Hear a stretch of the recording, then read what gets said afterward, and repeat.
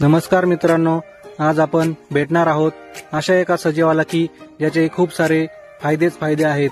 हे आहे कोपनस किंवा यालाच पॅमेलो किंवा चकोतर असेही संबोधले जाते।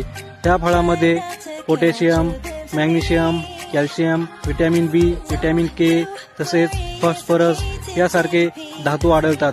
त्यामुळे हे फळ शरीरासाठी खूप फायदेशीर आहे।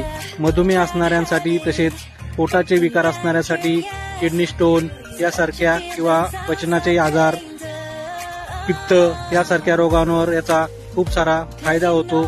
त्यामुळे नक्कीच आपण या फळाचा आस्वाद घ्या।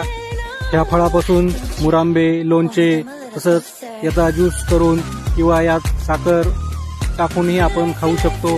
खूप छान आणि सुंदर असं हे फळ आहे, त्यामुळे नक्कीच याचा आस्वाद घ्या।